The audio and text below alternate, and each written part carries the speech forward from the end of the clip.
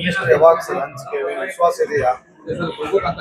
ಖಂಡಿತವಾಗಿ ಕೂಡ 100% ನನಗೆ ವಿಶ್ವಾಸ ಇದೆ. 20 ಮೇಲೆ 2ನೇ ಪಟ್ಟಿ ಬಿಡುಗಡೆ ಆಗ್ತದೆ. ಅದರಲ್ಲಿ ವಿಶೇಷವಾಗಿ ಬಹುಶಃ ಇವತ್ತೆಲ್ಲ ಕೂಡ ನಾನು ಕೇಳ್ಕೊಂಡಿದ್ದೀನಿ, ಎಲ್ಲ ಲೀಡರ್ಸ್ಗೂ ಕೇಳ್ಕೊಂಡಿದ್ದೀನಿ. ಈ ಒಂದು ಬೆಳಗಾವಿ ಡಿವಿಷನ್ ಅಂದ್ರೆ ನಮ್ಮ ಈ 7 ಡಿಸ್ಟಿಕ್ ಏನ್ ಬರ್ತಾವ, ಈ ಭಾಗದಲ್ಲಿ ಶಂಕರಾನಂದ್ ಅವರ ಮಗ ಓಂ ಪ್ರಕಾಶ್ ಕಣಗಿಲಿ ಆದಮೇಲೆ ಇಲ್ಲಿವರೆಗೆ ಸುಮಾರು 30-32 ವರ್ಷದಿಂದ ಯಾರೊಬ್ರು ಕೂಡ ನಮ್ಮ ಕಮ್ಯುನಿಟಿಗೆ ಈ ಭಾಗದಲ್ಲಿ ಪ್ರಿಫರೆನ್ಸ್ ಕೊಟ್ಟಿಲ್ಲ, ಯಾರೂ ಆಗ್ಲೇ ಇಲ್ಲ.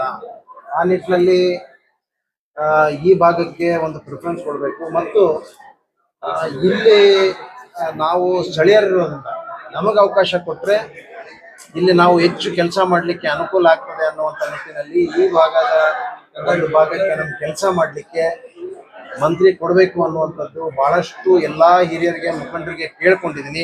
ಅದು ನ್ಯಾಯಯುತವಾಗಿ ಇವತ್ತು ಈ ಭಾಗಕ್ಕೆ ಕೊಡಬೇಕಾಗ್ತದೆ.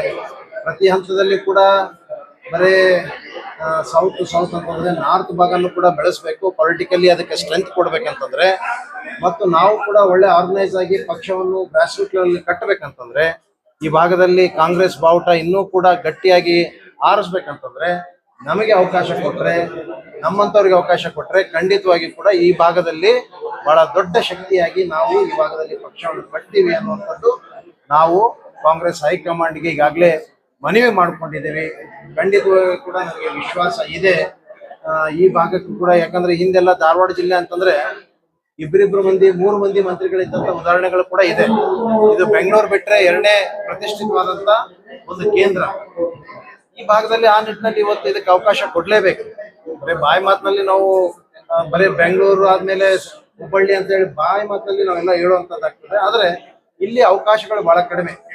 ರಾಜಕೀಯವಾಗಿರ್ಬೋದು, ಬೇರೆ ರೀತಿಯ ಎಲ್ಲಾ ರೀತಿಯಲ್ಲೂ ಕೂಡ ಅವಕಾಶ ವಂಚಿತರಾಗಿರ್ತೀವಿ. ಆ ನಿಟ್ಟಿನಲ್ಲಿ ಈ ಭಾಗಕ್ಕೆ ಹೆಚ್ಚು ಅವಕಾಶವನ್ನು ಕೊಡ್ಲೇಬೇಕು ಅಂತ ಹೇಳಿ ಒತ್ತಾಯ ಮಾಡ್ತಾ ಇದ್ದಾರೆ.